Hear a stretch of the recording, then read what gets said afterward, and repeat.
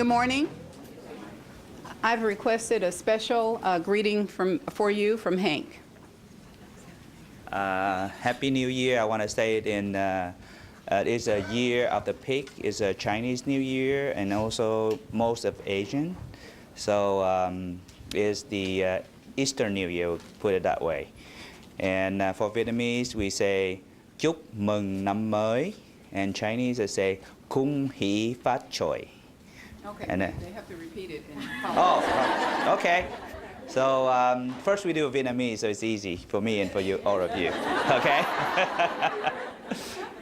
Say chúc mừng năm mới.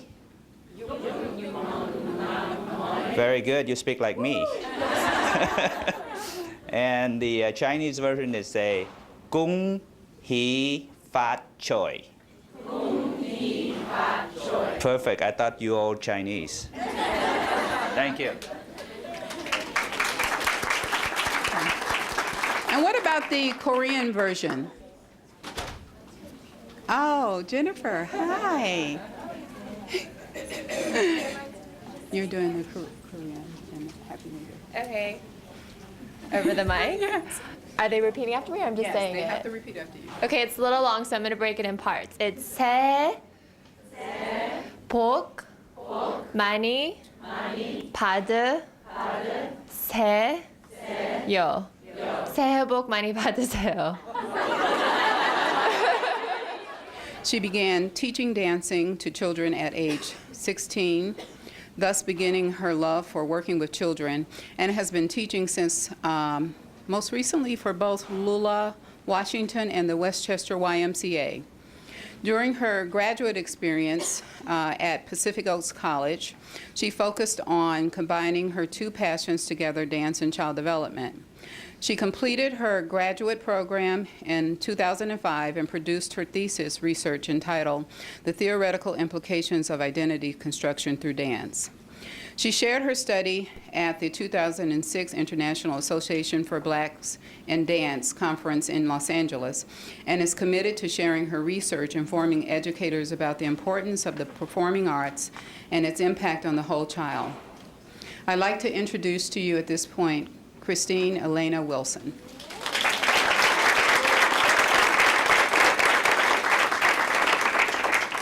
Thank you very much for that introduction. It's an honor for me to be here today and share my research with you with the likes of our guest last week. So it's very, very important and a big honor for me.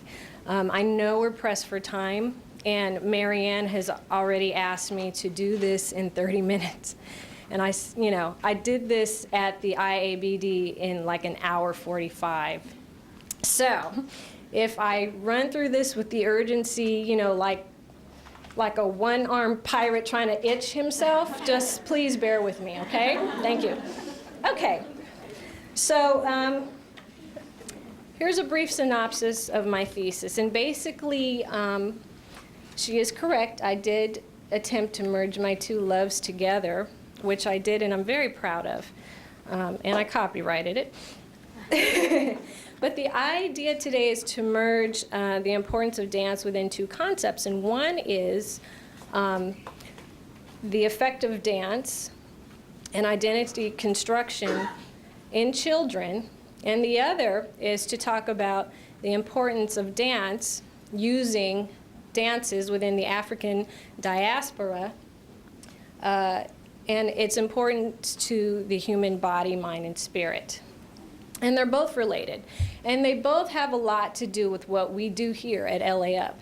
And so I think I have an appropriate audience, particularly my coaches who are out in the field. And we always go to the different sites and we look at what they provide for children. And sometimes we're lucky enough to see music, but we're not always lucky enough to see movement. And movement and music should be going hand in hand. So if I ever get the chance to speak to Thelma Harms, I'm going to tell her a little bit of something about her Eckers book and the fact that she really needs to put something in there about movement. Okay. So like I said, the objectives of my study were to find the overall influence of dance on children. You know, many times we hear dance put in terms of how great it is for self-esteem, academic achievement, creativity, and those are great espousals. But I really, really wanted to focus in on exactly how that manifests itself within the human being. And that was very difficult to do because there's not a lot of research out there to support the question that I had. I had to look at psychology, I had to look at dance and movement therapy, I had to look at sociology, I had to sort of pull from every theorist all over the place. And finally, what I ended up doing was I ended up teaching a dance class or a couple of dance classes, and then I ended up going around and I pulled together groups of children whose parents would allow me to not only teach but interview them. And I got a group of just over a dozen kids, which isn't a lot, but what I tried to make up for with lack of quantity, I think I made up for in quality. And I interviewed children from ages 2.5 to 11 years old, okay? And as all of us that know child development know, that span is very, very big when you're talking about developmental differences. So I made some striking, wonderful discoveries, and I want to share that with you toward the later half of my half hour. But what I want to do now is I want to talk to you a little bit more about why dance is more than a creative arts experience. One of the things that Dorothy Randall said last week is that we shouldn't be doing art for art's sake. That in fact, we should be doing art for the sake of development. We should have outcomes. We should have things that we're looking at that are indicators that we're doing something that's useful for the children that we serve. And there's 5 major areas in child development that we know of. One is social, physical, emotional, cognitive, and perceptual. And dance actually addresses all of these. But we've seen a real thinning presence of dance, not only in K through 12 curriculum, but we see a thinning presence of dance, I think, as an epidemic all over the country. When I was a kid, you could go to your local Parks and Rec, back in the 70s, and you could take dance classes. And then what happened in the 80s? A lot of those programs were shut down, and there was a lot of displaced youth around, and a lot of things socially we could see started happening. So this is not to say, we need to go out and legislate and get those parks and recs open again, hint, hint. But it's also to say that there are things that we can do as non-performers, that you can do or you can do with your children, with your nieces and nephews, with the children that you're serving, or with children in your classroom that can have a long-lasting effect on their social, cognitive, physical, perceptual development. And it's healthy. And it's wonderful. And I'm going to show you now a little bit about why that is so, so, so important. We talk about curriculum at LA Up. We talk about community at LA Up. We're doing a lot of wonderful things here at LA Up. And I'm proud to be a part of LA Up and on the forefront of what we're doing. And so I think it's really relevant for me to stand up here right now in front of you as a person who regards herself sort of as an expert in the arts area and say to you, this is a call to you as practitioners, as educators. There's something that we need to do that's going to make a big impact, even more than what we're already doing with the children that we serve. Now there's a crisis that's also happening in the departure of music and movement. We have teachers that are going through teacher education courses that don't really get an idea of how to implement the arts within their classrooms. And this is one of the ways that we need to reclaim the arts, is simply reclaiming it through the teachers and their teacher ed programs. If they can't do it in their teacher ed programs, then it's up to us to support them in their classrooms. Public education, yes. Child development and early childhood education, absolutely. There's a place for it in both. And so the research that I did offers a medium for reintroducing the purpose of dance within the performing arts and curriculum. Very quickly, before I get into the research aspect of what I did, I want to talk to you a little bit about dance in the African diaspora, because that really hammers down the idea that dance was a cultural part of how the African peoples and the African people's descendants were able to overcome such incredible odds against them. Many of them were trying to be de-Africanized when they came over to the Americas via slavery. They had very little to hold on to.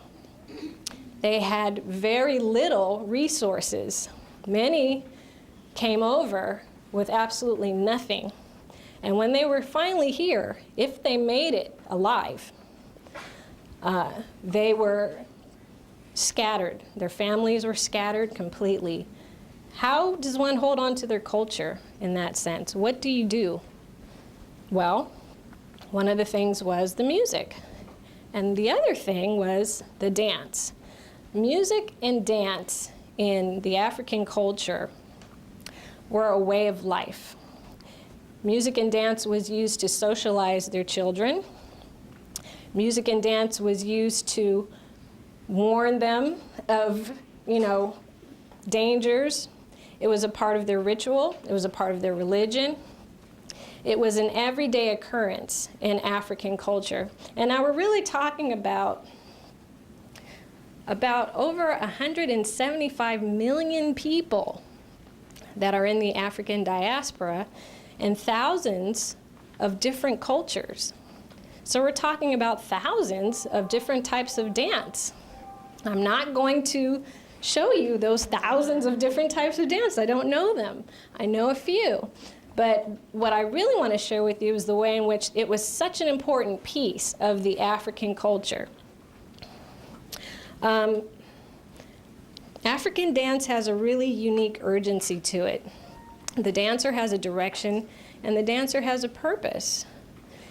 For so many years after the African people were brought over to the Americas and enslaved, it was thought that their dances were hedonistic and savage, that they had absolutely no direction or sense at all. And I think by no real fault of the European people that weren't really exposed to it, they were just a little bit, miffed by it. It didn't make sense to them. It wasn't what they were used to. In fact, it might have just sort of scared them. And we know that anything that we don't understand, we tend to fear. And so a lot of the dances, a lot of the music and those things were purposely, taken away from people. But African people found a way to incorporate it within their daily lives. And it's the root of their identity. So let me give you some everyday activities that would happen in Africa. And some of these are based on some of my research as well. And I'm going to be reading now from Nichols, Green, and Snipe, who wrote a book called African Dance. African dance is the root of identity, and dances were created to commemorate everyday activities, as well as teach the cultural values, beliefs, behavior, and actions which maintain the African's identity. These traditional dances were passed down through generations to maintain cultural identity.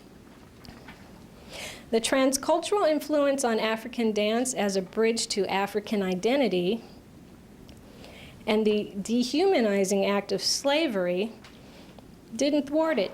Dance emerged again and again miraculously in the need for cultural preservation and identification.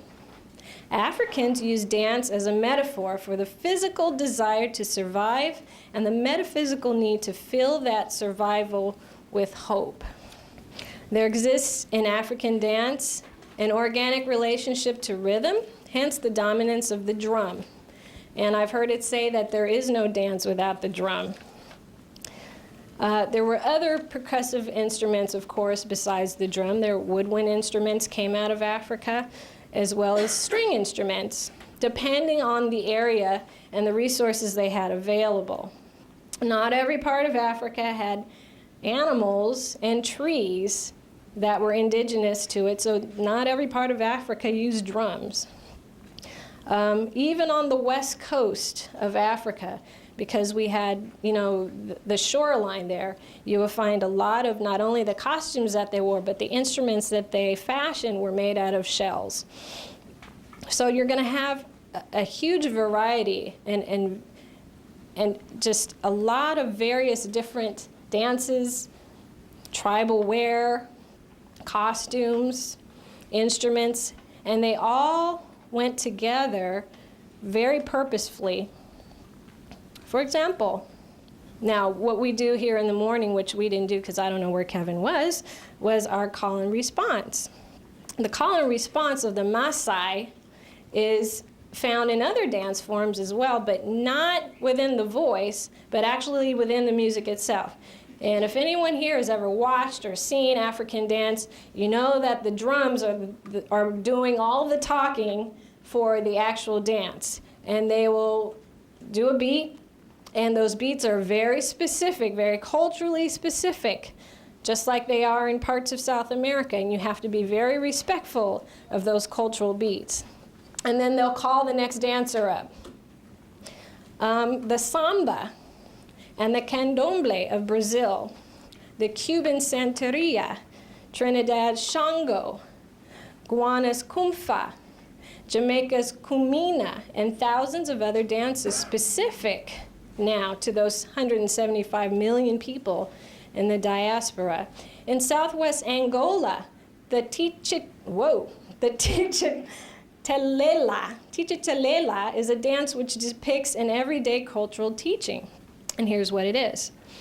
They believed that the shadow of an eagle, once it flew around, if it flew over one of the children, then that child was extremely bad luck.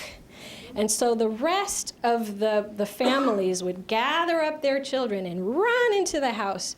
And this was a story. And then the men would come out and they'd hunt the eagle down and they'd eat the eagle and then they'd be triumphant over eagle. Now, so that sounds pretty, interesting. But again, this is the way that culture was passed down from generation to generation, and they actually had a dance for that, event that they taught to their children. Another one, and I'm going to name a few here that might be familiar to all of you, is the Ziglibiti, which depicts the stomping of the corn. How many of you have seen the Ziglibiti done? None of you?